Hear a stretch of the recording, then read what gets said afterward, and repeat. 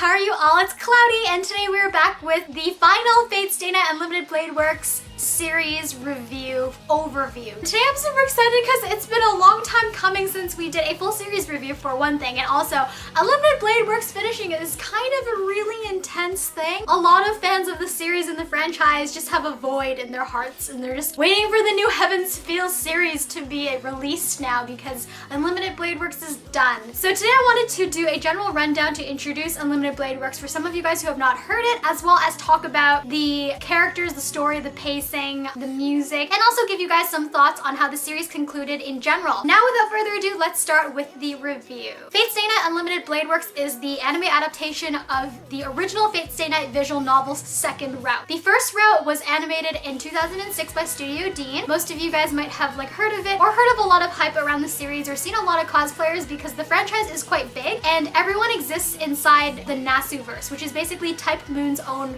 world. One of the great things about the Nasuverse is that it is so wide and so complex that you get a lot of really interesting plot material just because of how developed the world is. One disadvantage of having such a well-developed world system is that a lot of new fans getting into the series might not necessarily know what's going on, or they might not necessarily know all the backstory to all the intricacies of the magic system. Now, Fate Stay Night Unlimited Blade Works kind of draws even because it's a little bit more complex than the original Fate route, which features Saber as the heroine, but it's a lot less dark than the Heaven's Feel route, which features Sakura as the main heroine. So Unlimited Blade Works features Rin as the main female protagonist, and I actually quite like this because one, Rin and Shido are actually the same age, so they have kind of more to rely on. Two, Shido is more concerned with the plot complexity, so he's spouting less ideals at his future girlfriend. And three, overall, I really enjoyed the backstory with Archer. After the first series, you don't really know who Archer is, you don't really get a good grasp of his backstory or how he got into the current Holy Grail War.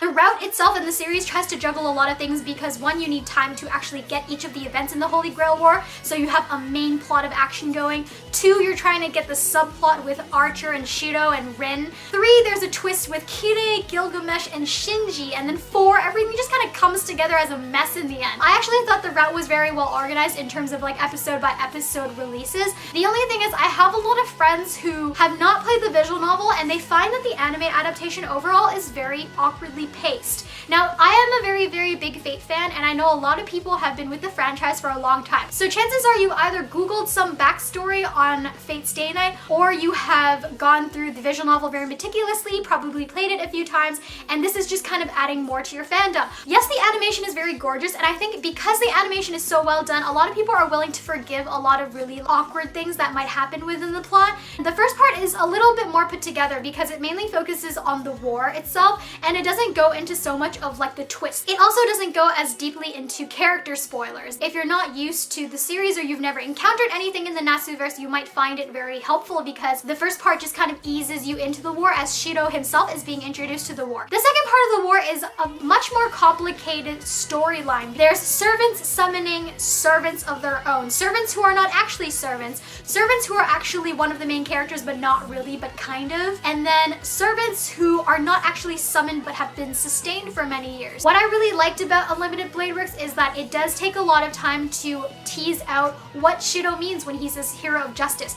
If you watch the original Studio Dean version before you watch Unlimited Blade Works, you are always annoyed at Shido for lecturing Saber in the midst of battle and arguing with her on ideals. Things are teased out more in Unlimited Blade Works, and you can kind of empathize why Shido would potentially want to be a hero of justice. I love monologues, and I think dialogue is a great way to tease out themes. At the same time, it was really dragged out in the Unlimited Blade Works midsection of the second season. In between the lecturing and the introspection and the taunting dialogue, we did get a lot of really great action between Archer and Shido. It does drag out, and in the end, Archer kind of just leaves, sort of. He comes back in the end, but the point of the entire battle was basically to amp up Shido's stats so that he could potentially face Gilgamesh. Another thing, I really wanted to see more of Ilya. Ilya kind of takes a side role in this route. She has her little backstory in the middle of the series, and then she kind of just goes off to the side and she's not as important to the final part of the story, but Ilia is one of my favorite characters. I'll be excited to see her in the future Fate Cowlid Liner Prisma Ilia Season 3, which is coming out in the summer season. The final climax was actually a little bit disjointed in my opinion. We don't really see all the characters come together. Each character does their part in the battlefield,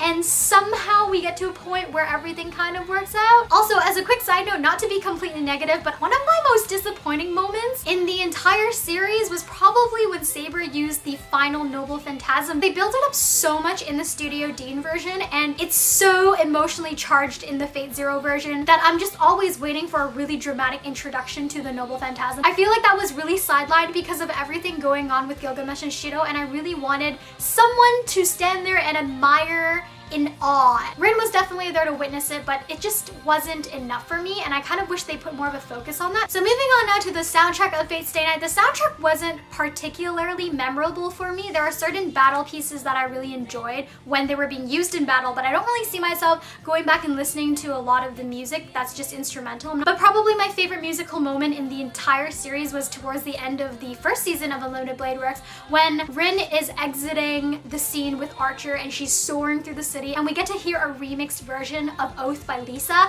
That was probably one of my most memorable moments in the series itself. Generally though, Unlimited Blade Works has such high production quality that as a fan, it's very hard to fault it. But if you watched it as a standalone, you might find certain explanations quite short and brief, while other pieces of dialogue and scenes are too dragged out just because they're trying to reveal more of characters that you've already seen before. A lot of people were saying when Unlimited Blade Works was first released that it's very easy for you to just watch any sort of Fate adaptation, but now that we've finished the season and I've seen how it's paced, or how certain pieces of information are presented, or how backstories are revealed, or how supporting characters are just kind of killed off in this route, I definitely recommend you to watch the original 2006 version, or at least Google something so you know the main aspects of the Holy Grail War before you kind of dive into the series. A lot of people don't really even understand why Gilgamesh is there the way he is. Gilgamesh is sort of a villain character, but not entirely, and it's very hard to see more to him beyond the tidbits that we get in Unlimited Blade Works, because he is basically the driving force behind the twist. You also don't get as much of Kide, who is so important to the entire Fate Stay Night franchise,